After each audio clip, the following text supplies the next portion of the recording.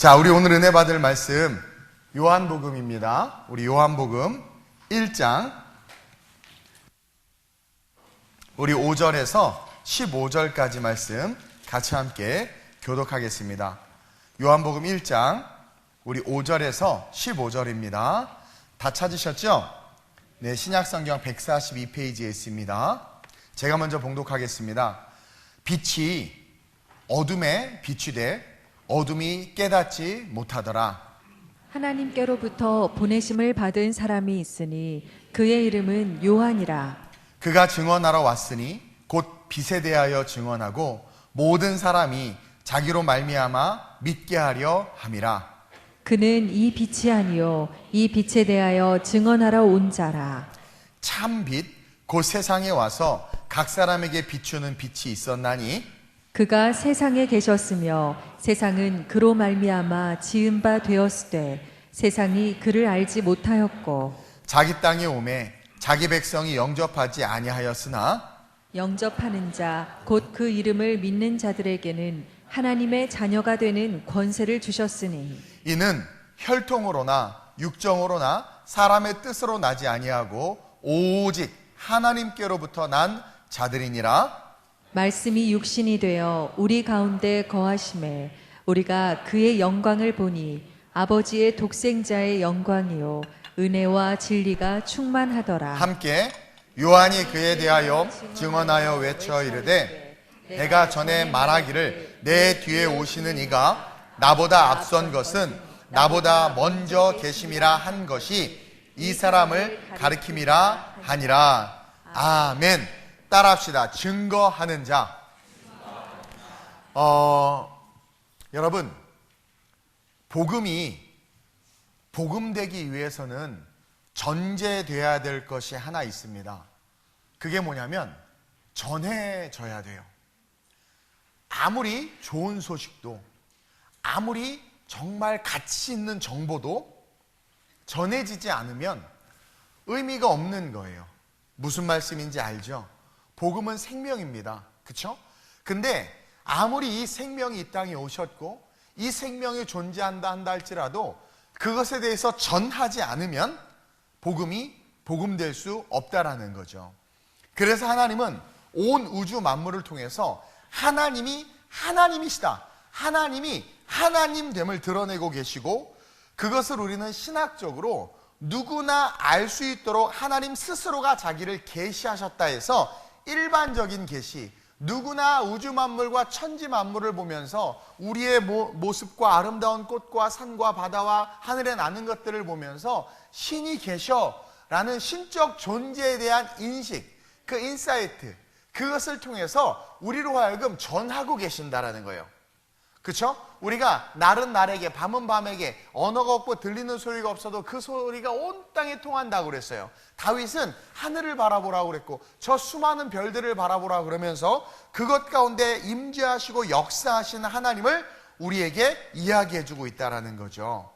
하나님은 존재적 영광을 온 우주를 통해서 드러내고 계시는 거예요. 존재적인 영광을. 지구의 자전과 공전이 단 한 번도 변화가 없고 인류가 그 어떤 짓을 해도, 그렇죠? 하나님은 이 우주 만물을 우리가 어떤 짓을 해도, 어떤 공해를 일으키고 어떤 산업 발전을 통해서 어떤 일을 해도 하나님께서 그 모든 것들을 정화시키시면서 아름답게 이끌어가고 있단 말이에요. 존재적 영광을 온 우주를 통해서 드러내고 계시고 그것을 통해 하나님을 발견한 자들은 복음을 얻게 되는 거예요. 근데요, 그것만으로는 한계가 있죠. 왜냐하면 먹고 살아야 되고 종신토록 수고하면서 땅만 보고 살아야 되니까 존재적으로 계시하시는 하나님을 우리가 만나기 쉽지 않다라는 거예요. 그리고 또 죄로 말미암아 하나님이 하나님의 전능하심을 드러내도 우리가 죄로 말미암아 깨닫지 못하는 거죠. 예수님이 오셨는데도 예수님인 줄 몰랐던 것처럼, 그렇죠? 그래서 죄로 말미암아 깨닫지 못하고 살아가는 삶이 너무나 힘들고 내 인생이 너무나 중요하다고 여겨지니까 일반 계시 속에 전하고 드러나시는 하나님을 발견할 수 없는 거예요. 그래서 하나님은 누구나 쉽게 알 수 있도록 복음을 경험하고 소유할 수 있도록 예수 그리스도를 이 땅에 보내주셨어요. 이것을 특별하게 하나님이 자기를 계시하셨다고 해서 특별 계시라고 이야기합니다. 근데 예수님이 오셨는데 성경은 뭐라고 말하고 있습니까? 오늘 본문 5절이에요. 요한복음 1장 5절 시작. 빛이 어둠에 빛이 돼 어둠이 깨닫지 못하더라. 여러분, 이게 세상이에요. 이게 세상이에요. 바울은요, 보세요. 빛이 어둠에 비쳤어요. 예수님이 이 땅에 오신 거예요. 근데 어둠이 깨닫지 못하는 거예요. 만약에 오늘 요한복음 1장은 태초에 말씀이 계시나 이 말씀이 하나님과 함께 하셨고 그분이 빛이라는 것을 증거하세요. 근데 만약에 예수님이 성육신으로 오신 게 아니라 그냥 빛으로 이 땅에 오셨잖아요. 그럼 우리 그냥 다 죽어요. 시내산에서 모세가 시내산에 올라오는데 하나님께서 허락하셨으니까 올라갔지, 다른 사람들은 못 오게 했단 말이에요. 왜냐하면 오면 그들을 내가 돌격할까 하노라, 그들을 죽일까 하노라. 근데 모세가 시내산에서 하나님을 뵙고 왔을 때 사람들이 모세 얼굴을 쳐다봤어요? 못 쳐다봤어요? 못 쳐다봤어요. 얼굴에 광채가 나서 수건으로 가렸단 말이에요. 하나님은 빛이란 말이에요. 근데 그 빛이요, 죄 앞에 서잖아요. 그리고 그 빛은 그 죄를 불태 없애버려요. 죄인이 절대로 빛이신 하나님 앞에 설 수가 없는 거예요. 그래서 예수님이 이 땅에 육신의 몸을 입고 온 거예요. 근데 그 육신의 몸을 입고 오신 그 예수님을 사람들이 보고 알지를 못하는 거예요. 깨닫지를 못하는 거예요. 바울은 이것에 대해서 로마서에서 이렇게 이야기하고 있습니다. 로마서 10장 11절 13절입니다. 시작. 성경에 이르되 누구든지 그를 믿는 자는 부끄러움을 당하지 아니하리라. 자, 이건 전제예요.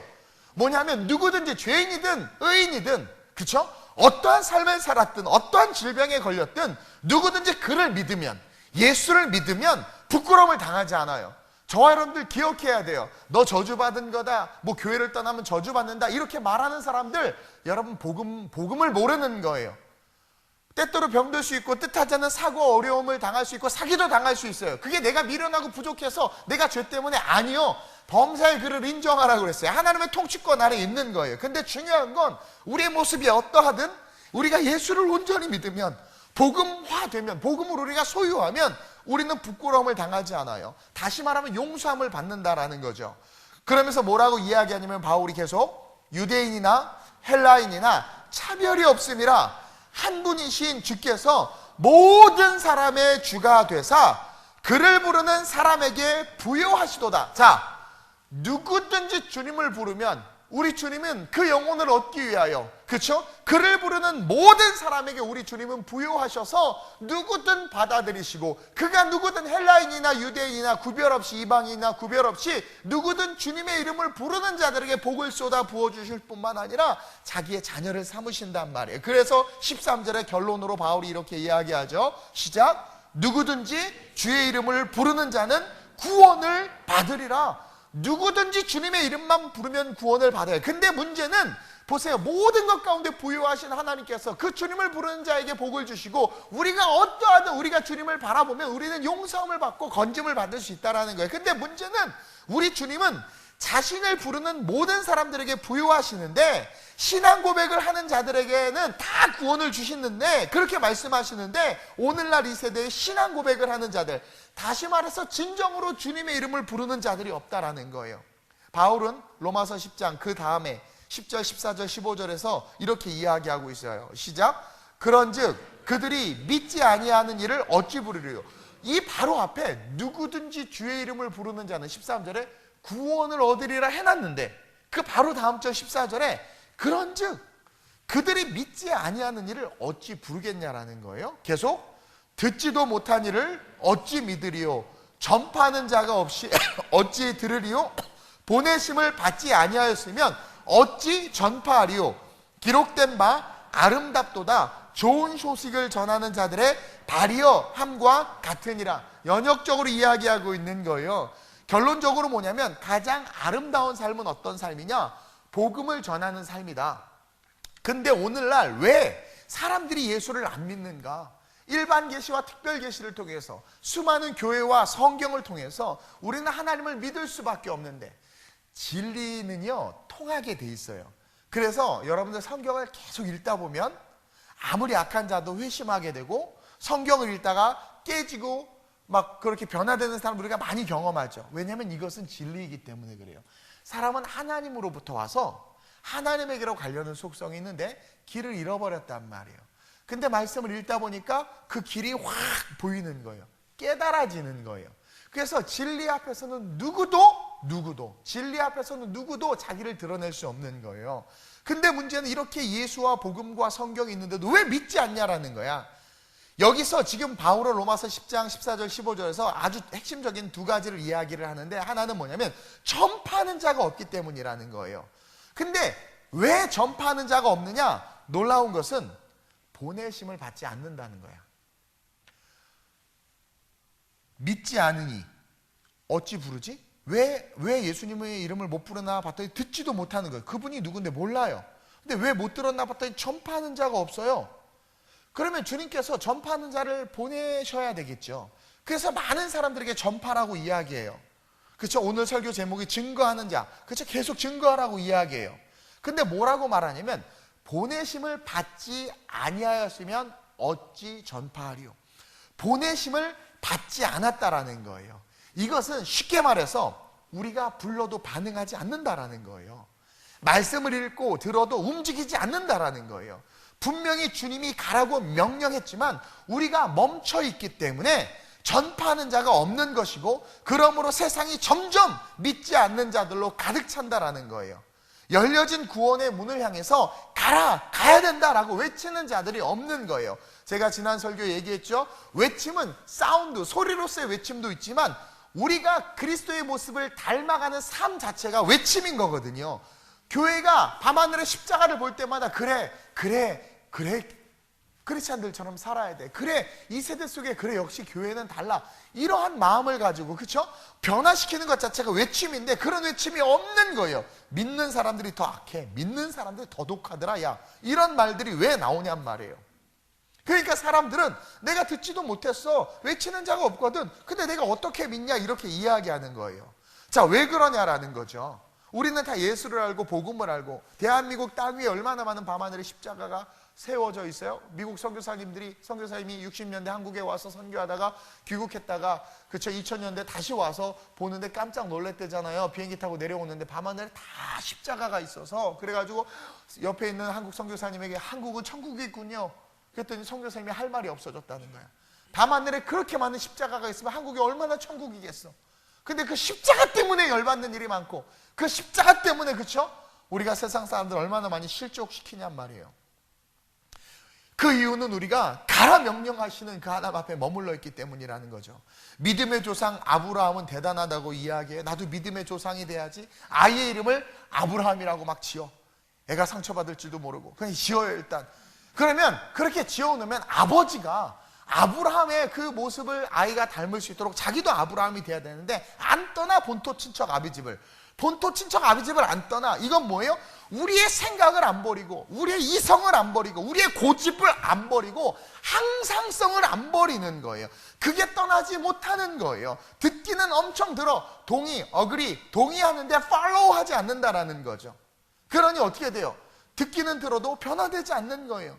그러니 우리가 부르짖는 수많은 기도는 울리는 꽹과리처럼 시끄럽기만 하지 우리의 삶의 능력과 축복으로 응답이 되지 않는다라는 거예요. 근데 그것에 대해서 오늘 요한복음이 답을 주고 있어요. 왜 그러느냐? 오늘날 이 세대의 수많은 사람들이, 예수를 믿고 교회를 다니는 사람들이 왜 복음을 전하지 않고, 또 왜 아브라함처럼 하나님의 말씀에 순종해서 본토 친척 아비집을 떠나지 않느냐? 이성과 지식과 경험과 고집과 항상성을 왜 버리지 않느냐? 스스로가 빛이라고 생각하는 거예요. 여러분들이 빛이라고 생각하는 거예요. 따라서 우리는 첫째로 우리가 빛이 아니라는 것을 여러분 똑똑히 기억해야 합니다. 우리는 빛이 아니에요. 우리는 다 죄인이에요. 빛이 아니란 말이에요. 여러분들이 강도나 훌륭한 학교 선생님이나 우리가 생각하기엔 훌륭한 학교 선생님이 더 위대하고 더 인격적이니까 더 아름답다고 생각하죠? 달나라에서 봐봐. 보이지도 않아요. 그렇죠? 그리고 문 닫고 집에 들어가서 그 선생님이 뭘 할지 우리가 어떻게 알아? 우리는 너무나, 어떻게 보면 너무나 무식한 거예요. 그냥 보여지는 표면적인 하나만을 보고 제가 그랬죠, 선악과를 먹었기 때문에 우리가 주인공이 돼서, 우리가 중심이 돼서 내가 선악을 분별하는 거예요. 그래서 예배 때 졸면 아유 저 영성 없는 놈, 저 지옥 갈 놈. 존다고 지옥 가면 다 지옥 가. 근데 우리는 그렇게 선악간의 판별. 그래서 어느 날 자기가 졸면 아유 제가 피곤해서요. 자기에게는 관대해. 왜? 자기가 신인 거예요. 내가 빛인 거예요. 내가 중심인 거예요. 우리는 빛이 아니에요. 우린 주인공이 아니에요. 오늘 성경은 그것을 분명하게 우리에게 이야기해 주고 있어요. 오늘 본문 볼까요? 6절에서 8절이에요. 시작. 하나님께로부터 보내심을 받은 사람이 있으니 그의 이름은 요한이라. 그가 증언하러 왔으니 곧 빛에 대하여 증언하고 모든 사람이 자기로 말미암아 믿게 하려 함이라. 그는 이 빛이 아니요 이 빛에 대하여 증언하러 온 자라. 자, 여러분, 여기 본문에 나오는 요한은요, 저와 여러분들이에요. 왠 줄 아세요? 요한이 6개월 전에 예수보다 먼저 태어나서 먼저 주의 길을 예비했죠. 복음을 전했죠. 그리고 죽었단 말이에요. 그리고 예수님이 딱 등장해서 3년간 열심히 복음을 전했어요. 그리고 십자가에 달려 죽어서 부활하신 후에 하늘 보좌 올라가시기 전에 뭐라고 얘기했어요? 모든 민족으로 제자를 삼으라고 그랬어요. 이해돼요? 주의 길을 예비하라고 그랬어요.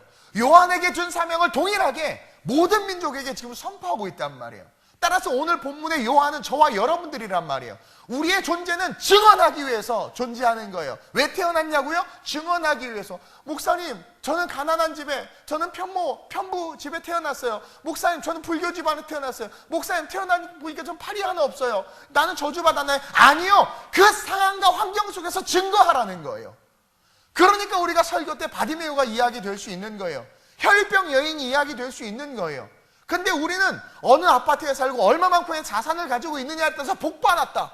쟤는 가난하게 임대 아파트에 살고 가지지도 못하니까 저주받았다. 여러분들이 비친 거야. 아니란 말이에요. 내가 태어났더니 말도 못하게 가난하게 태어났어. 저주받았나? 아니요. 그 상황에서 증거하는 삶을 살라는 거예요. 질병과 고통 속에 있어요. 괜찮아. It's okay. 거기서 증거하는 삶을 살라는 거예요. 왜냐하면 복음을 만나면, 예수를 만나면 만족이 온단 말이에요. 그리고 예수를 만나면 내 안에 여러분 뜨거운 확신이 온단 말이에요. 제가 예전에 20대 초반에 안국동의 연구소에 다닐 때 가난했어요. 그냥 단벌 양복 한 벌로 다녔단 말이에요. 연대 강의하시던 교수님이 저를 세미나에 데려갔어요. 그 옆에 아주 좋은 호텔 있죠. 갔더니 내가 너무 남루한 거야. 거기 막 대단하신 분들 서 있는데 막 너무 핑거푸드 먹으면서 우아하게 얘기하는데 난 너무 초라해가지고 내 자신이 낮은 자화상과 자존감 때문에 막 이렇게 쭈그러들어 있었단 말이에요. 그때 난 깨달았어. 내가 보여지는 것에 지배당하는 것을. 근데 예수님을 뜨겁게 만났단 말이에요. 내 안에 예수님이 있으니까요.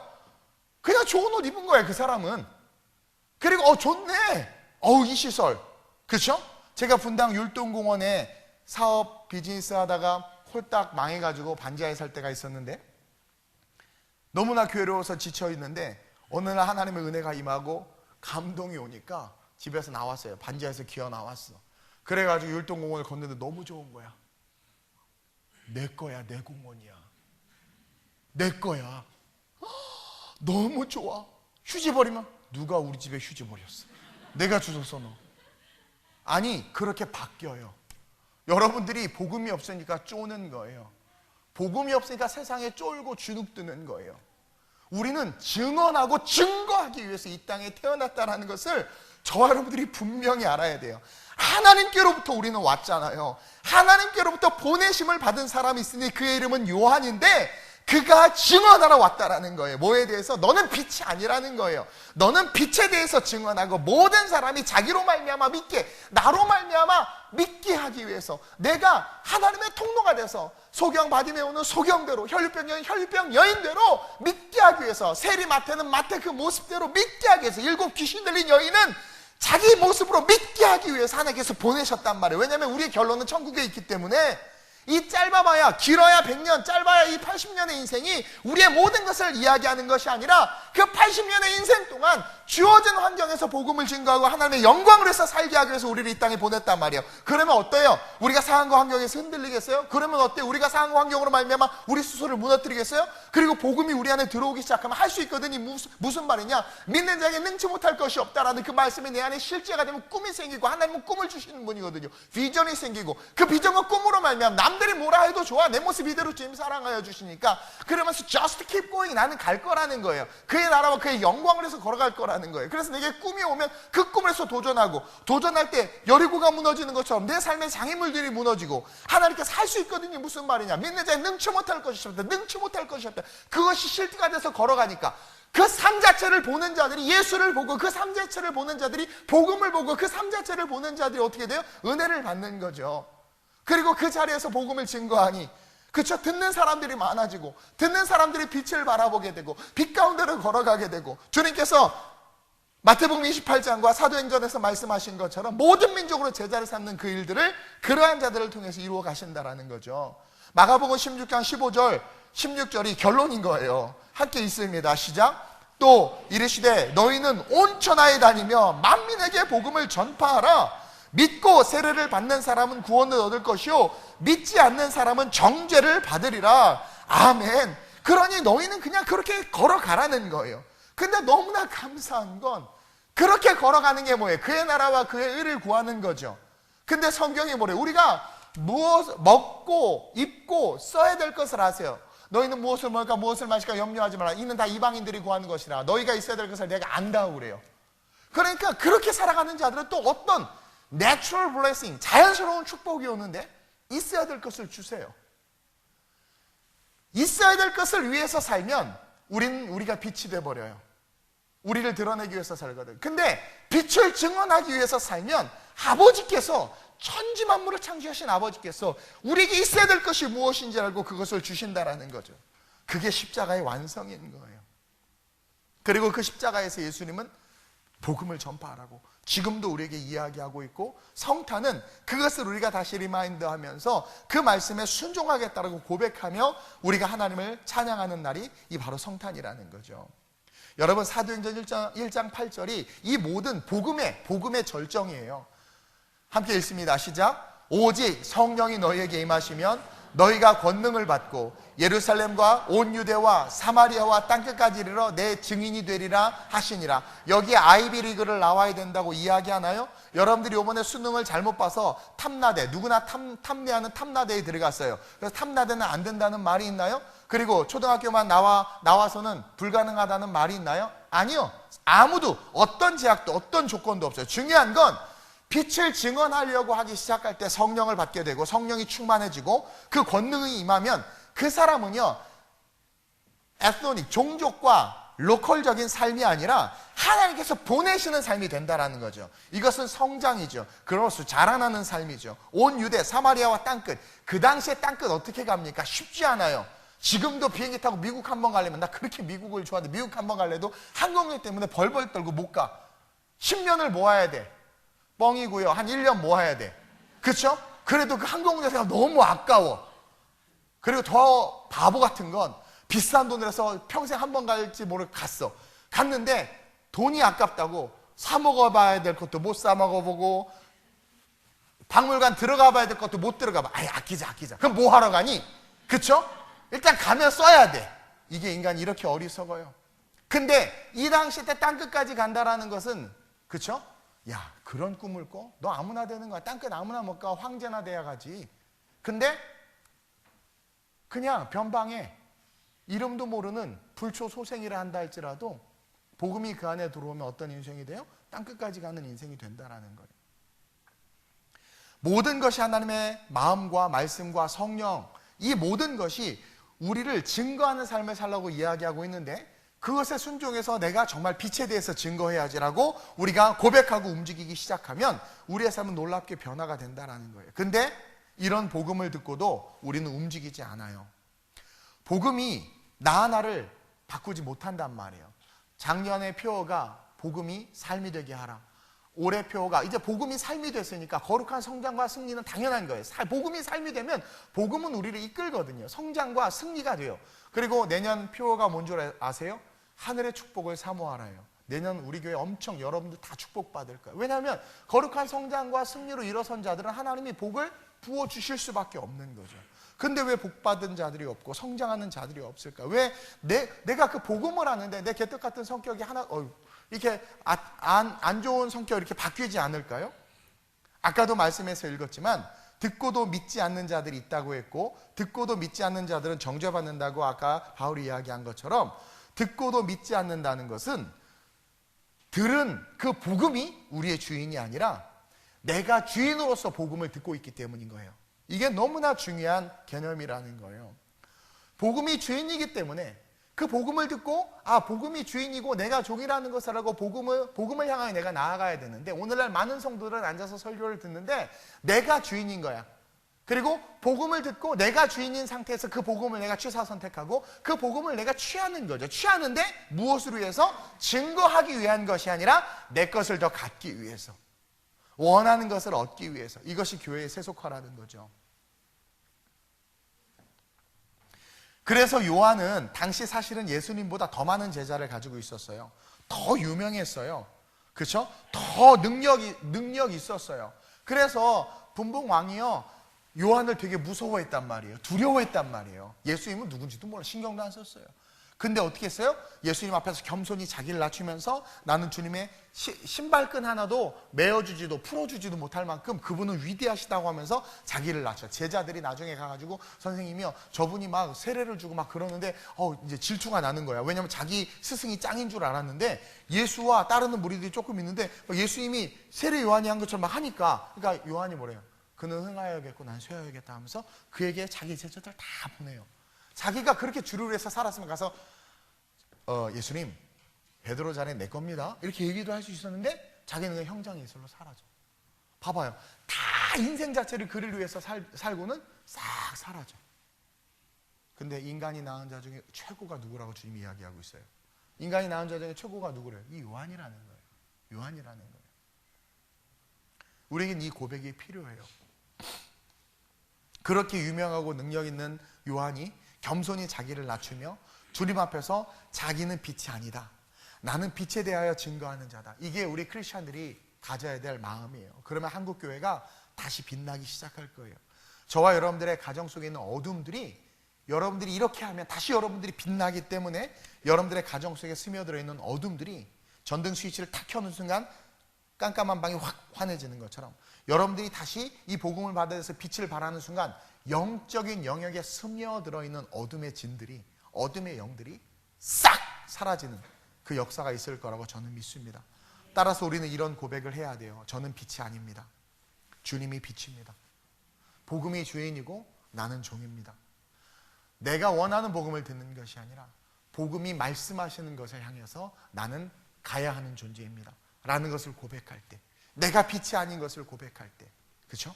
그럴 때 하나님은 그 영혼에게 성령을 부어주시고 그 영혼이 걸어가는 그 길 가운데 어떤 일을 보여주세요? 형통과 능력과 축복을 부어주신다라는 거예요. 이러한 자들에게는 분명한 특징이 몇 가지가 있는데 천국에 대한 확신의 소망을 갖고 있다는 거예요. 그래서 순교할 수 있는 거예요. 천국에 대한 확신이 있는 거예요, 이러한 자들은. 그래서 헌신하는 거예요. 그래서 자기가 가난해도, 자기가 좀 손해보고 자기가 억울한 일을 당해도 그래도 괜찮은 거예요. 하늘 소망이 있으니까. 그리고 그러한 자들이 진짜 어떠한 자들이에요? 증거하는 자들이라는 거죠. 근데 왜 한국교회가 이 대한민국이 이 모양이 됐어요? 그러한 자들이 점점 사라져가고 있는 거예요. 저 어렸을 때만 해도 존경스러운 우리 교회 안에 계시던 어른들이 많았어요. 근데 요즘에 청년들이 뭐라고 말하는 줄 아세요? 멘토가 없다라는 거예요. 뭔가 이렇게 본이 돼서 이렇게 좀 나도 저분처럼 신앙생활 해야지 라고 보이는 분이 없다라는 거예요. 식사 때문에 되면 다 도망가시고, 어른들 예배께 되면 다 사라지시고, 막 내가 배우기는 주일날은 교회에 있어야 된다고 하는데 맨날 나만 이래. 다들 어디 갔어? 목사님 본이 되는. 그래서 저도 떠나려고요. 어디로? 세상으로. 이게 문제는, 그러니 다 그런 마인드로 내가 주인이 되고 내가 빛이 되기를 원하니까, 그렇죠? 그러면서 성도들을 종부리듯 하니까, 목회자가 자기가 빛이 되고 자기가 왕이 되려고 하니까, 성도들을 종부리려 하니까 교회와 한국의 하나님의 은혜가 소멸되고 사라지는 거죠.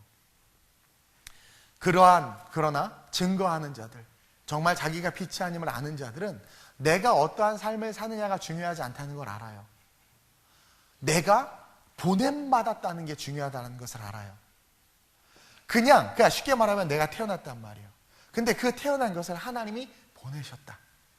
우리는 보내심을 받은 거예요. 근데 하나님은 분명한 계획과 목적을 가지고 저와 여러분들의 그 가정에, 우리 충만이를 김양금 권사님 가정에 태어나게 하신 거예요. 아니 충만이가, 그렇죠? 정몽구 아빠 밑에서 태어나거나 뭐 그 누구예요? 그 이건희 아빠 밑에서 태어나면 얼마나 좋았겠어. 지금은 아니라고 하지. 근데 보세요. 아, 하나님이 나를 이 가정에 보내셨구나. 하나님이 이 자녀를 내게 주셨구나. 그렇죠? 그러면은요, 이러한 자들은 진짜 증인의 삶을 살게 되는데, 부자면 부자대로 살고 가난하면 가난한 자대로 살고, 저처럼 잘생겼으면 잘생긴 대로 살고요, 충만이처럼 못생겼으면 못생긴 대로 살고요. 그러니까 이 땅에 태어나 예수를 아는 자들은 그냥 빛을 증거하다 가는 거예요. 근데 그 빛을 증거하는데 어떤 일들이 일어나요? 잘 돼. 내 영혼이 잘된 같이 범사가 잘 되고 강건해져. 근데 왜 여러분들 보면 맨날 꺼이꺼이 하는 애들 있죠? 아이고 맨날, 아니 10년 전에도 아이고 하는데 10년 후에도 아이고 해. 이게 아이고 무슨 심장 200방. 그래서 잘 될 때 그때 예수님을 찾고 그때 빛을 증거하면 으아 이렇게 될 텐데, 이제 풀렸다, 할렐루야, 놀자. 아이고 주여 아버지 다시 주님 전에 왔습니다. 풀렸다, 놀자. 근데 이런 얘기를 해도 자기인 줄을 몰라. 지금 우리 홍주 형만 자기인 줄 알아 지금. 그렇죠? 네, 그 은혜예요, 아는 거. 그냥 계속 그런 인생이 업앤다운이고 신앙이 성장하지 못하고 퇴보하고 결국은 징징대다 지옥 가는 거예요. 여러분, 땅끝까지 이르러 내 증인이 되라.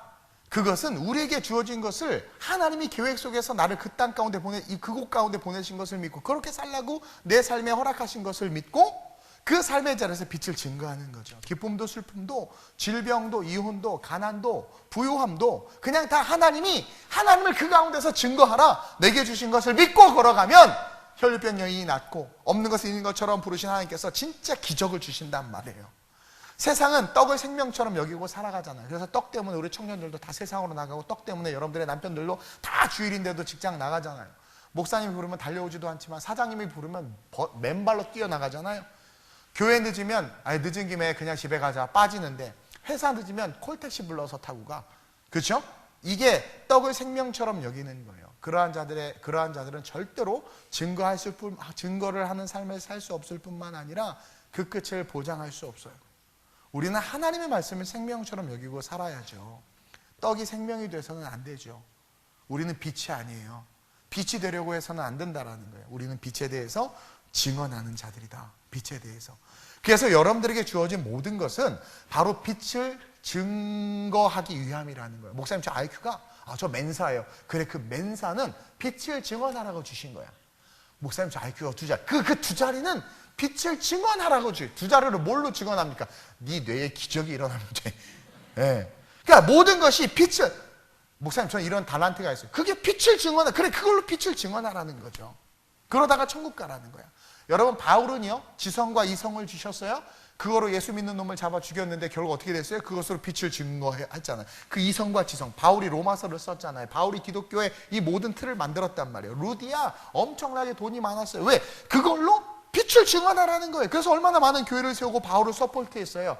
그 루디아가 가진 인맥으로 복음이 흘러갔단 말이에요. 바디메오 소경이라는 약함으로 빛을 증거했어요. 다 이사서전 예수의 그 한마디로 오늘날 병든 자들과 연약한 자들이 희망과 소망을 갖잖아요. 그러니까 하나님을 증거하다가 우리는 가는 거란 말이에요. 우리가 드러나는 게 아니라 감춰지는 삶을 우리가 그러니까 내가 감춰지는 삶을 살고 예수가 드러나는 삶을 살아야 된다라는 거예요. 근데 빛이 되려고 하는 그 순간부터 우리의 삶에 문제가 생겨요. 어떤 문제가 생기면 마귀가 꼬인단 말이에요. 마귀가. 왜냐면 너는 하나님처럼 될 수 있어. 그거예요. 그거 창세기 때. 너 하나님처럼. 우리가 빛이 되려고 하니까. 그러니까 그 마귀 새끼가 덕지덕지 여러분들의 삶에 달라붙어가지고 너 빛이 될 수 있어. 할 수 있어. 너 그렇게 하면 손해야. 왜 너만 밥하니? 너 바보야 너는. 그러면서 계속 너가 주인공이야. 목사님 널 무시하잖아. 목사님 너 안 챙겨주잖아. 넌 봐봐, 넌 아니야. 너 그렇게 대접받을 사람 아니야. 너 절에 가봐. 주지스님이 너 업고 다닐 거야. 막 그러면서 막 그렇게 자꾸 막 보낸단 말이에요. 왜? 마귀가 다 달라붙어. 그래서 말씀이 아니라 떡으로 살기 시작하면 구원을 잃어버리는 거죠. 예수님도 요한복음 4장 34절에 예수님이 스스로 말씀하셨어. 시작. 예수께서 이르시되 나의 양식은 나를 보내신 이의 뜻을 행하며 그의 일을 온전히 이루는 이것이. 여러분 보세요. 말씀을 다시 보세요. 예수께서 이르시되, 예수님 직접 말씀하시는 거예요. 나의 양식. 예수님의 30세끼 밥이란 말이에요. 예수님 양식. 여기서 양식은 먹는 밥이에요. 내 양식은 나를 보내신 이의 뜻을 행하는 것이다. 그러니까 예수님은 뭐예요? 빛을 증거하는, 하나님의 뜻을 증거하는 것이 그분에게는 생명이고 중요한 일이에요. 그 일을 온전히 이루는 것이 내 양식이다. 내가 삶을 살아가는 이유고 목적이다. 예수님조차도 그러셨어. 그리고 그 예수님 우리에게 모든 민족으로 제자를 삼으라고 말하잖아요. 저는요, 우리 교회가, 그리고 저와 여러분들이 빛이 아니라는 것을 하나님 앞에서 선언하고 선포하고 그 빛을 따라가고 그 빛을 증언하는 자임을 고백하고, 그래서 작지만 우리가, 여러분들이 흩어져서 세상에서 나가서 또 한 주간 살 거 아니에요? 그 삶의 자리에서 여러분들이 그 모습으로 살아가면 여러분들은 어떠한 자가 되느냐? 증언하는 자가 돼요. 여러분들 통해서 세상 사람들이 듣게 돼요. 그리고 그들이 변화되는 역사가 일어날 거고 저는 믿습니다. 그러면서 둘째로, 그러기 위해서 우리 컴아웃, 나와야 돼요. 세상에서 나와야 돼. 우리가 정말 남편, 아내, 내가 사랑하는 가족, 친구, 그 이웃을 구원하기를 원한다면 우리의 관점은요, 구원에 꽂혀 있어야 돼요, 여러분. 왜? 이 땅에서 억만금을 얻은들 뭐야? 하나도 못 갖고 가요. 나중에 어떤 분이 눈을 못 감어 죽어야 되는데 왜 못 감나 했더니 자기가 이빠이 벌어놓은 돈을 돈 버는 데만 집중했지 한 번도 써보질 못한 거야. 근데 죄송해요, 자식 새끼가 막 쓰고 다니는 모습이 내 자식이면 열받는 거죠. 자기는 한 번도 못 먹어본 걸 자식들은 막 먹고, 그러다 보니까 그 2세대 참 제대로 하는 2세들이 별로 없는 것 같아요. 한국교회도 2세대 애들이 좀 잘 못하는 것 같아요. 그러니까 여러분, 있을 때 쓰세요. 기회 있을 때 드시고. 예. 중요한 건 뭐냐면 우리가 인생을 살면서 보세요. 막 그렇게 사랑하고, 이 사람 내 아빠 엄마 뭐 가족 구원하기를 원해요. 그렇게 말을 해요. 기도해 주세요. 근데 그렇게 구하고 말하지만 여러분들이 가족 구원에 그렇게 뜨거운 마음이 없고 가족들이 예수 믿지 않는다는 것에 대해서 그렇게 큰 감동이 없는 것은 여러분들이 세상 속에서 그렇게 말하고 있기 때문이라는 거예요. 세상 속에서. 여러분, 우리 이 세상을 살아가는 자들은요, 세속화, 이데올로기에 묶여 있단 말이에요. 이데올로기라는 것은 물질, 관념, 이념, 논리, 그런 것을 통틀어서 이야기하는 거예요. 다시 말하면 세상의 법이에요. 그 법 안에 있는 거예요. 그리고 세속화, 쉽게 말하면 물질 중심주의죠. 거기에 우리가 묶여 있어요. 그 묶여 있는 상황에서 구원의 문제를 생각하잖아요. 절대로 그 구원의 문제가 우리의 본질적인 니드가 될 수 없어요. 우리의 본질적인 니드는 물질이고 아파트 평수를 늘리는 것이고 이 땅에 잘 사는 것일 수밖에 없어요. 그러니까 그 상황에서 구원을 이야기하고 우리 엄마 예수 믿게 해주세요, 우리 남편 예수 믿게 해주세요, 돌아오게 해주세요가 간절해지지 않는 거예요. 그러니 괜찮아. 그리고 너무나 이게 진짜 싸구려 복음이지. 너무나 자기가 빛이 돼서 신이 돼서 생각하는, 자기의 선악으로 생각하는, 그래도 하나님이 언젠가는 우리 남편 구원해 주실 거야. 맞아, 언젠가는 구원해 주실 수 있어요. 그렇죠? 그 언젠가. 근데 안 들려요? 네가 해라. 지금 그 음성이 안 들려요? 아내들이요? 안 들려요? 그러니까 하나님 앞에 그냥 맡기고 있는 거야. 근데 성경은 뭐래요? 네가 증언하라고 이야기하잖아요. 아니 그러면 주님이 밤마다 하늘에서 나타나시고 막 불꽃쇼를 하시고 막 달을 떨어뜨리시고 막 그래서 믿게 하시겠지. 전도에 미련한 것으로 복음을 증거하신다고 하잖아요. 그러니까 네가 하라는 건데 우리는 그걸 못 듣고 있는 거란 말이에요. 못 듣고 있는 거란 말이에요. 자, 세례 요한이 그것을 우리에게 적나라하게 보여주고 있어요. 우리가 알다시피 이 세례 요한은 광야에서 외치는 삶을 살았죠. 잘 알죠. 세례 요한이 뭐 먹고 살았어요? 광야에서 메뚜기와 석청을 먹고 살았어요. 무슨 옷을 입었어요? 아르마니, 루이비땅 뭐 이런 거 입었어요? 아니요. 낙타 털옷. 근데 여러분이 잘 모르는데 낙타는 부정한 동물이에요. 부정한 동물의 옷을 입고 있었단 말이에요. 어쨌든 낙타 털옷을 입고 광야에서 살았어. 광야.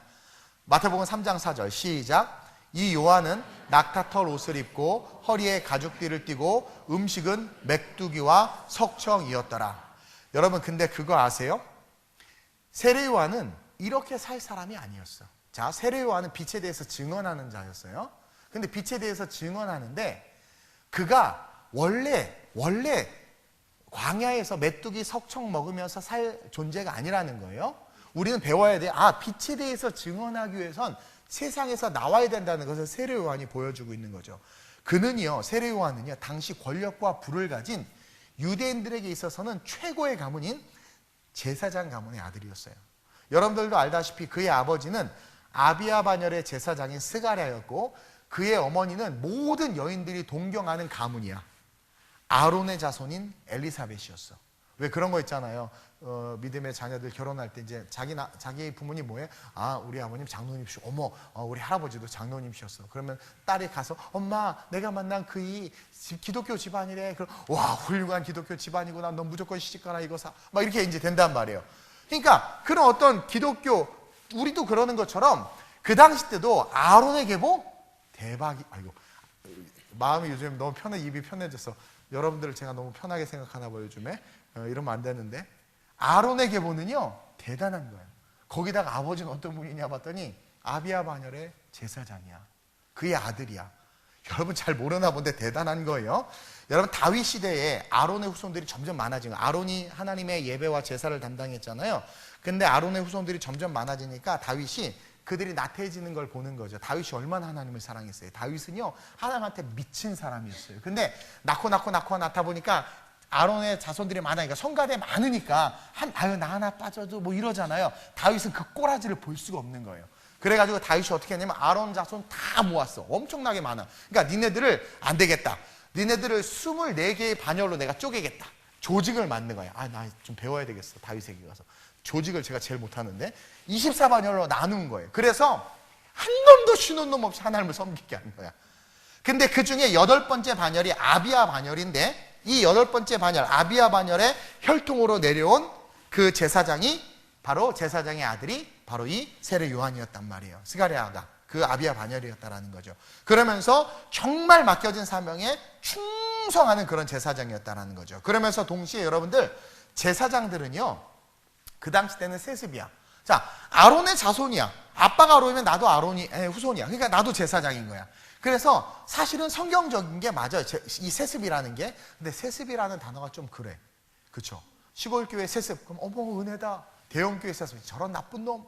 이것도 우리가 이데올로기에 묶여있는 거예요. 어쨌든 중요한 건 그 당시 제사장들은 세습제였는데, 하나님의 일을 섬기지만 세습제라는 것은 동시에 세상적으로 보면 엄청난 축복을 누리는 거예요. 여러분, 제사장들은 좋은 옷을 입어요.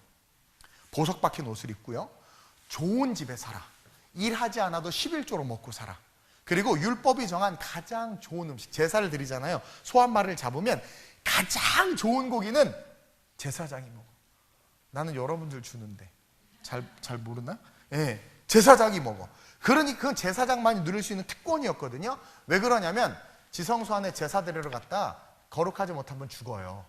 그렇기 때문에 노블리스 오블리제가 있는 거죠. 어쨌든 뭐 그건 나중에 이야기하고, 중요한 건 그렇게 많은 특권을 누릴 수 있었어요. 그래서 세례 요한은 가만히 있어도 엄마가 루이비통을 입혀주고요, 먹는 것마다 트리플 A 한우야. 그리고 주머니에 넣으면 보석이 막 잡혀. 어디를 가도 사람들이 요한이요 다. 여러분들 저 가도 인사도 안 하잖아요. 새 가족 가도 인사도 안 하잖아요. 근데 요한은 저작거리에 나가면 모든 사람이 막 고개를 숙여 막. 그러니까 이것을 누릴 수 있는 게 요한이야. 요한. 이해돼요? 근데 깨달은 거야. 내가 거기서는 빛을 증거하지 못하는 걸 아는 거예요. 요한이. 그래서 그 특권을 정면으로 거부합니다.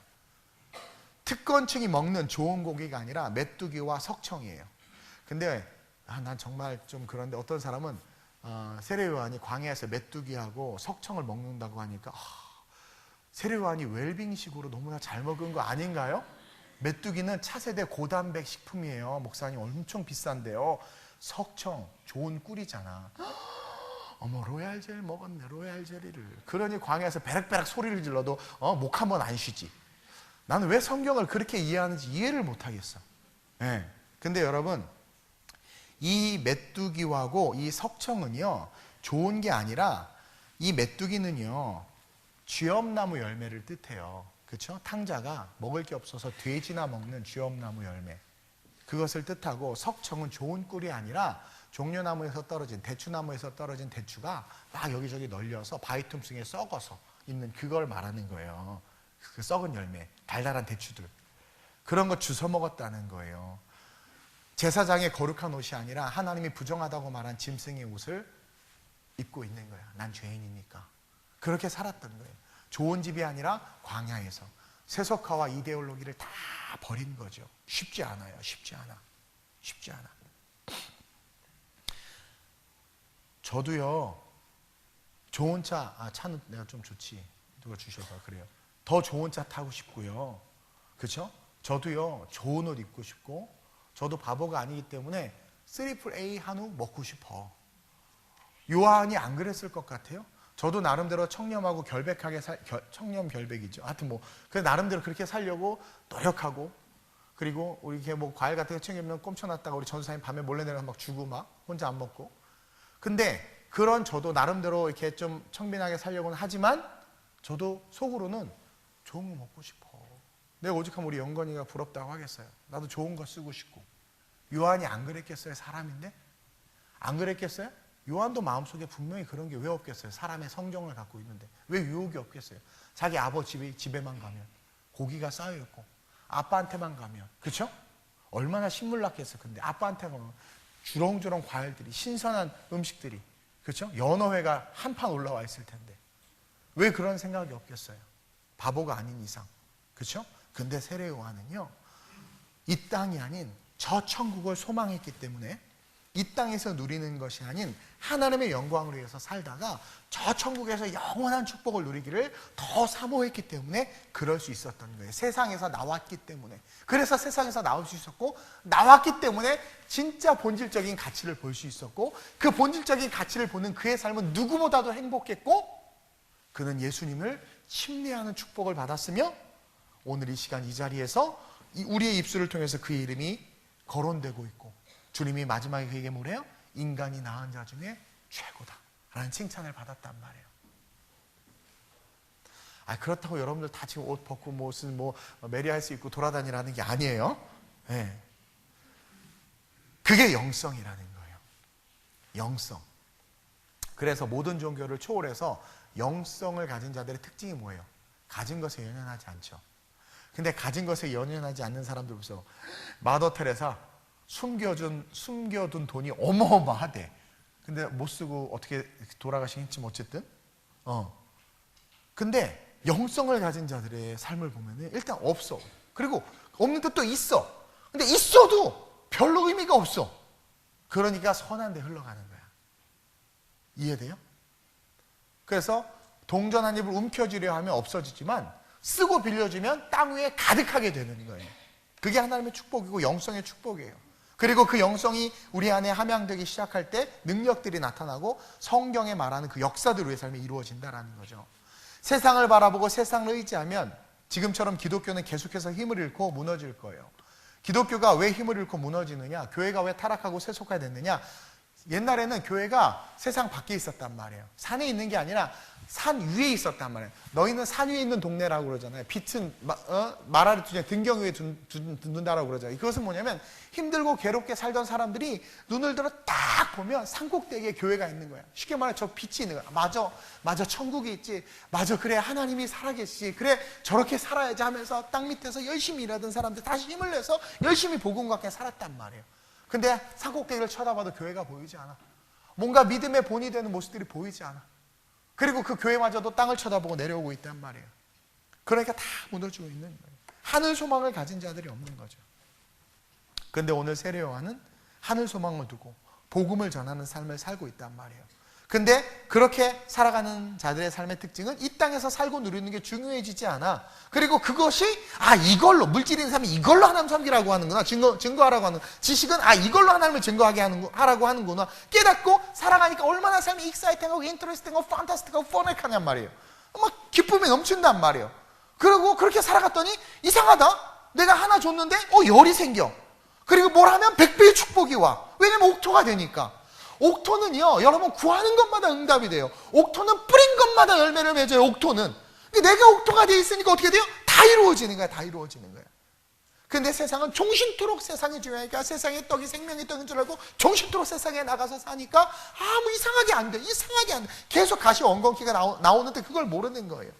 그래서 먼저 그의 나라와 그의 의를 구하라고 이야기하는 거예요. 하나님은 그래서 100배, 60배, 30배의 축복을 주고 싶다고 우리에게 말씀하는 거예요. 우리는 세속화를 경계해야 돼요. 멀리 해야 돼요. 세상에서 나와야 된단 말이에요. 기독교 세계관을 가지고 천국을 바라보면서 세상과 다르게 살아야 돼요. 지금 세상에 많은 일들이 일어나죠. 이것을 기독교적인 세계관으로 바라봐야 돼요. 그러면서 아모스 선지자가 말한 것처럼 공의와 정의에 대해서 이야기할 수 있어야 된단 말이에요. 이념과 이데올로기가 아니라 기독교 세계관을 가진 그리스도의 사랑을 가진 크리스찬 크리스찬으로서 빛을 증거하는 자로서 옳고 그름을 이야기하기 위해선 세상에서 한 걸음 나와야 된단 말이에요.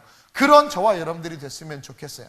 그리고 하나의 마감 가운데 우리가 내가 그러한 삶을 살리라, 세상에서 나와 하늘의 소망을 두고 내가 메뚜기와 석청을 먹지만 그것이 얼마나 귀한 것임을 깨닫고 내게 주어진 것으로 빛을 증언하리라, 그렇게 결단하는 저와 여러분들이 됐으면 좋겠습니다. 그러면서 마지막으로 우리는 외치는 자가 돼야 돼. 이게 결론이에요. 주님이 원하시는 거예요. 마태복음 28장도 그걸로 끝나고 사도행전 1장 사도행전 시작하는 것도 이걸로 시작하잖아요. 가서 전하라고. 예수가 그리스도이심을, 그분의 말씀이 진리임을, 우리가 그 말씀을 중심으로 말씀대로 살아야 함을 저와 여러분들이 외쳐야 돼요. 저도 가끔 목사님 저 너무 힘들어서 이번 주 한 주만 쉬면 안 될까요? 그러면 저도 걔가 너무, 그러니까 다크서클이 여기까지 내려와 있는 걸 보고 막 괴로워하는 거 보면 저도 마음이 흔들려. 그러면서 죽을래? 이렇게 나오는 거죠. 근데 요즘에는 그래 쉬어라. 그러면 여러분, 그래 목사님 그게 사랑이에요. 그게 사랑일까요? 여러분 그게 사랑일까요? 내가 당뇨병 당화 혈색소가 10이었다가 깜짝 놀랐잖아요. 지금 5.5로 정상이 됐어요. 하나님 기적이래. 다 놀랐어요. 정상, 걱정하지 마. 여러분 기도해 주세요. 정상이 됐어요. 정상. 5.5가 나오고 그것도 100이 나와. 100. 그러니까 의사도 놀래고 거기 약사도 놀래. 약을 지어라. 약사도 놀래. 여러분 보세요. 제가 당화 혈색소가 10인데 제가 너무나 초코파이를 먹고 싶어 하는 거예요. 정이 그리워서 너무나. 그러니까 우리 권사님들이, 우리 사랑하는 목사님 드시고 싶대잖아. 가서 입에 막 넣어줘. 어차피 한 번 사는 거 드세요. 막 그 사랑하는 거예요.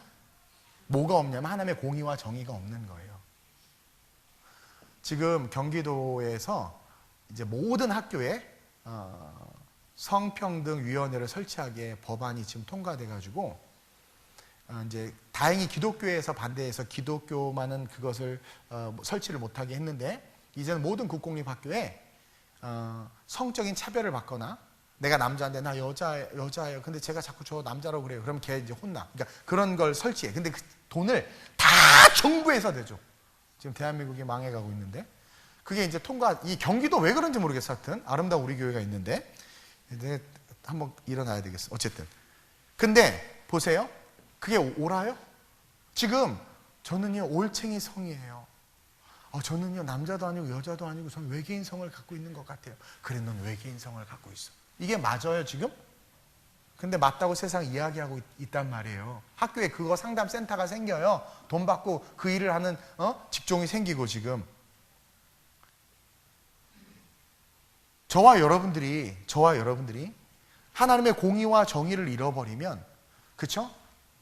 세상에서 말하는 사랑, 하나님의 긍휼과 세상의 긍휼은 달라요. 세상의 긍휼은 약자를 보호한다는 명목 아래 그들을 위한 것이지만, 하나님의 긍휼은 살리기 위해서 네가 나에게 와야 되는 거예요. 살기 위해서. 근데 외치지 못하니까 어떻게 돼요? 지금 그렇게 다 휩쓸려 가고 있어요. 또 세상이 떡이야. 세상이 생명이야. 그러니까 나에게 정치적인 이득이 오고 물질적인 이득이 오면 눈 싹 감어. 싹 감어. 그래서 자기 자식이 딸인데 딸 데리고 와서 우리 결혼할까 그러면 눈에 불을 켜고 반대할 거면서, 남의 자식은 딸하고 결혼하는 거에 대해서 묵과해버리는. 우리 딸은 안 그럴 거야. 그리고 영적인 영원한 세계관이 없고, 이거 지금 내가 이 목숨 가지고 요 100년 동안만 나만 잘 살면 돼. 이거니까 다음 세대에 대한 비전이 없는 거예요. 우리 자녀들이 지금 자라나서 감당해야 될 채무와 우리 자녀들이 자라나서 싸워야 될 영적인 세계는 전혀 보지 않고, 나만 잘 살면 돼, 내 새끼만 잘 살면 돼 해놓고 있는 동안 쌓아놓자 하면서 나를 위해서 그 모든 공의와 정의를 포기해버리는, 그게 오늘날 이 세대라면. 교회마저도 교회도 그러잖아요. 교회도 그러잖아요. 이러한 시대 속에서 지금 우리 주님은 세례 요한을 통해서 우리에게 말씀하고 있는 거예요. 선포하라고. 오늘 본문 19절 이하에 우리가 읽지는 않았는데, 유대인들과 제사장들이 세례 요한이 모습을 보니까, 그리고 세례 요한이 설교하는 설교 내용을 들으니까 범상치가 않은 거야. 너무 놀란 거야. 그래가지고 그 선포하는 말씀에, 야, 얘 특별한 사람이네. 그래서 물어봐요. 너는 누구냐? 막 19절. 왜 시간이 없으니까 그냥 봐요. 19절에 보니까 유대인들이, 19절만 읽어볼까요? 시작. 유대인들이 예루살렘에서 제사장들과 레위인들을 요한에게 보내어 내가 누구냐 물을 때 요한이 증언이 이러하니라 그러면서 그리스도 아니야. 나 그리스도 아니야. 나 엘리야도 아니야. 너 엘리야냐? 엘리야도 아니야. 그러면서 세례 요한이 뭐라고 고백하느냐? 1장 23절 시작. 이르되 나는 선지자 이사야의 말과 같이 주의 길을 곧게 하라고 광야에서 외치는 자의 소리로다 하니라.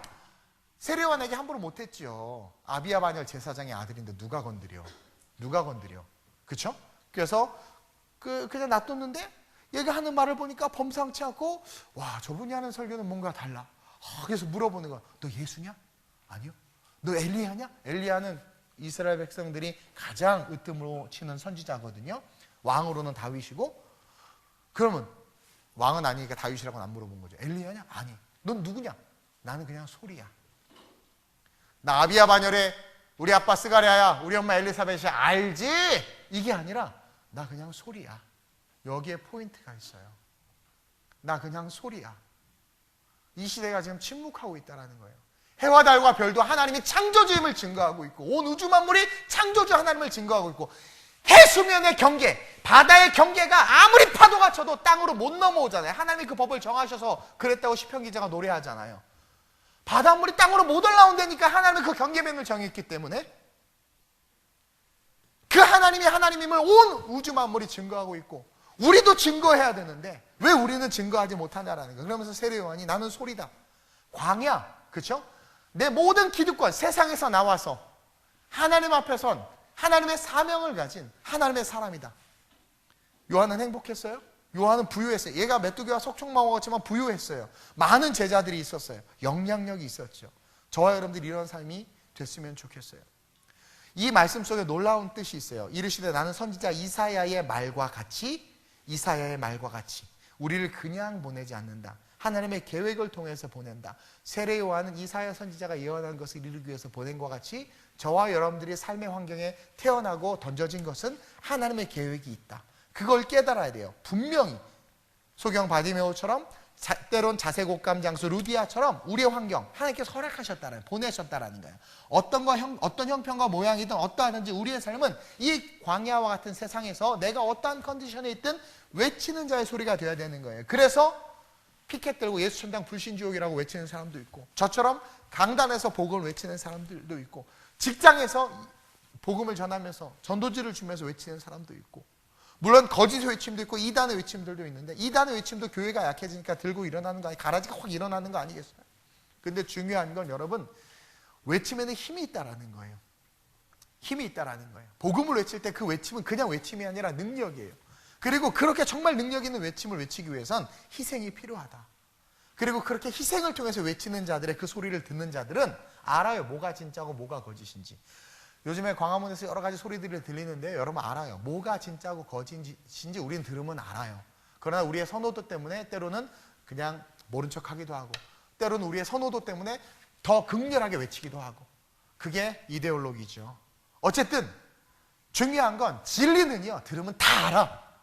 그리고 정말 진짜 세상에서 나와 공의와 정의를 외치면 알아요. 근데 우리가 그렇게 외치지 못하니까 들어도 흘려버리는 거예요. 여러분들의 남편에게 그렇게 외치지 못하니까 나중에 가게, 그래 자기야 나중에 온다고 철떡같이 약속했어. 주님 온다고 얘기했어요. 그러면서 어느 날 갑자기 무슨 사고로. 그럼 어떻게 할까요, 여러분? 말씀을 맺겠습니다. 주님 오실 날이 얼마 남지 않았어요. 저는 연말이 되면 항상 그걸 묵상해봐요. 주님 오실 날이 얼마 남지 않았는데 내가 무엇을 가지고 갈 수 있을까? 제가 잘생기긴 했잖아요. 이 외모 못 갖고 가요. 비웃지 마세요. 그거라도 없으면 저 못 살아요. 못 갖고 가요. 제가 뭘 얻었어, 뭘 누렸어, 뭘 좀 모았어, 뭐 아무것도 못 갖고 가. 천국에서 존재할 수 있고, 천국에서 가치 있다고 인정받으면서 그 천국에서 정말 하나님께서 나에게 주신 상급과 영광이 될 수 있는 것이 무엇인가? 연말에 우리는 한 번쯤은 돌아보고 생각해야 된다고 생각합니다.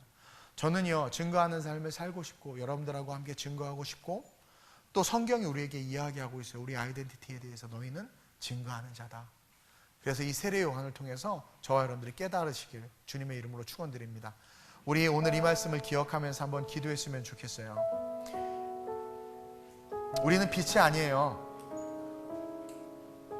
그랬더니 어떤 분이 머리가 없으세요. 저는 빛이 나는데요. 빛이 아니라는 거예요. 우리는 빛이 아니에요. 달은요, 태양이 없으면 아무 의미 없는 거 알죠?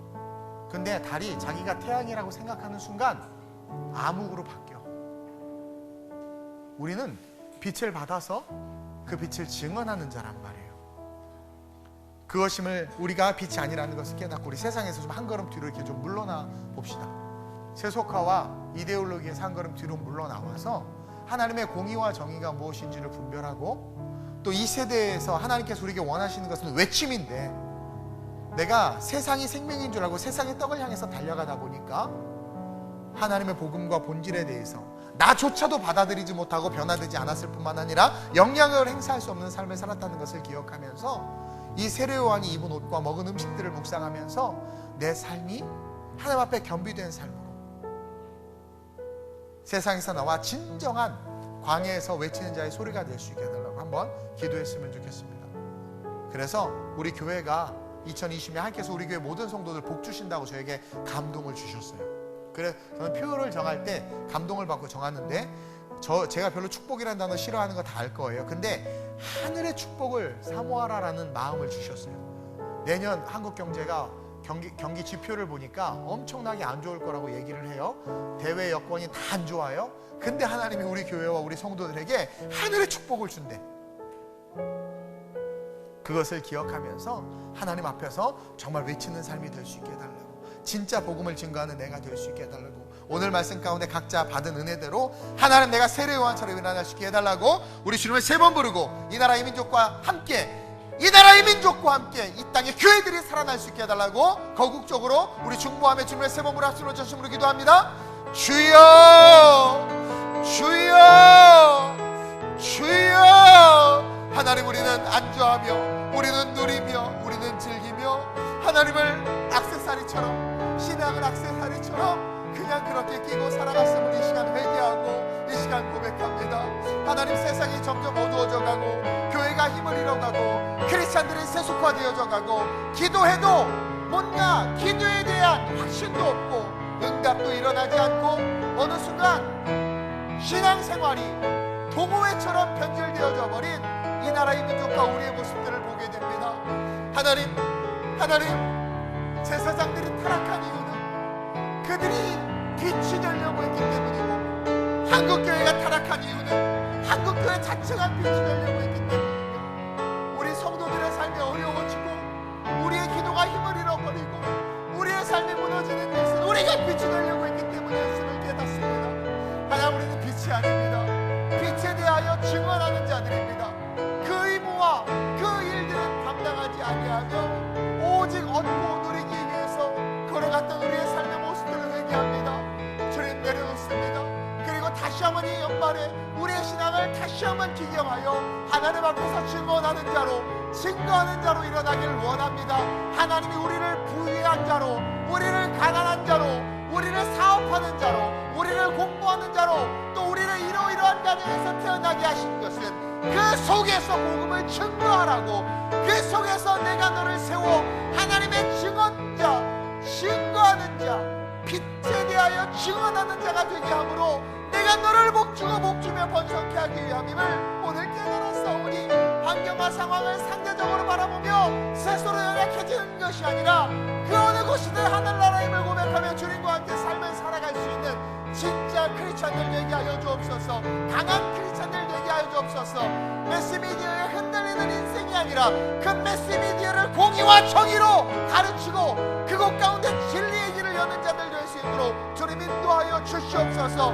빛에 대하여 증언하기를 사모할 때 성령의 충만함이 임하며, 빛에 대하여 증언하기를 사모할 때 모든 것이 더하여지는 축복이 있음을 고백합니다. 주님, 우리 교회와 우리 성도들 그와 같은 삶을 살게 하심으로 말미암아 2020년 하나님 복을 바라는 것이 아니라 증언하는 삶을 바랐을 뿐인데, 하나님께서 더하여 주시는 복이 우리 모든 성도들의 삶에 임하게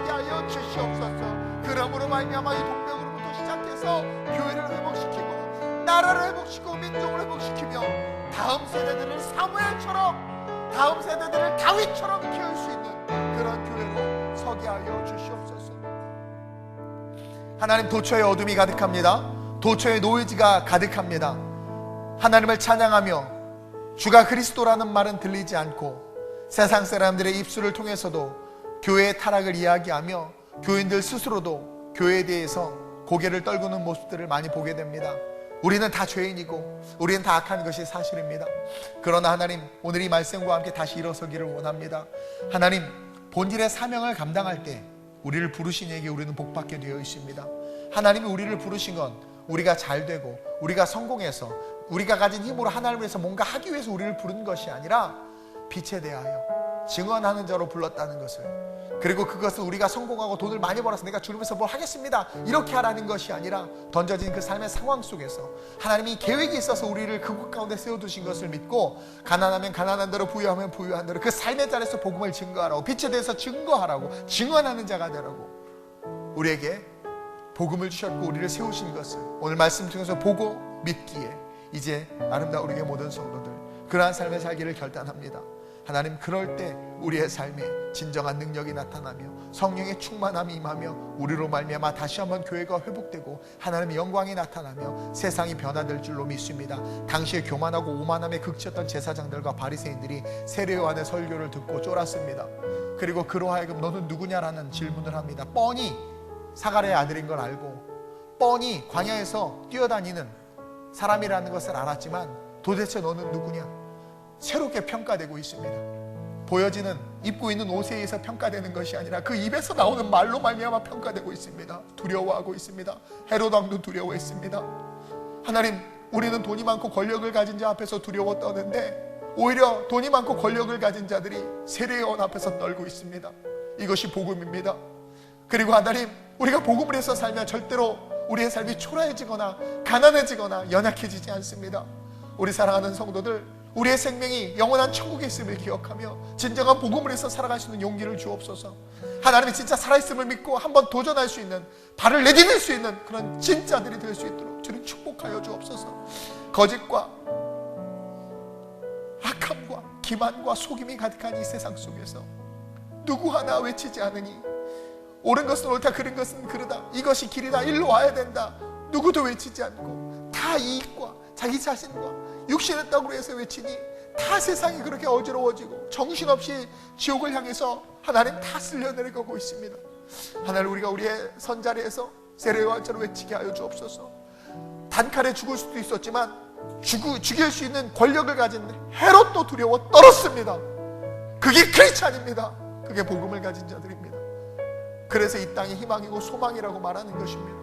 우리 교회와 이 땅의 교회와 우리 성도들과 하나님, 이 땅의 크리스찬들이 그러한 모습으로 일어날 수 있도록 도와주시고, 하나님, 이 성탄 오신 주님을 우리가 바라보며 다시 한번 우리의 신앙을 점검하고 기경하여 2020년 하늘의 축복을 사모하며 광야에 외치는 자의 소리로 일어서리라 다짐하는, 직장에서 외치는 자의 소리로 일어서리라, 가정에서 외치는 자의 소리로 일어서리라 다짐하며 주를 위해서 헌신할 수 있는 그런 우리가 되게 하여 주옵소서.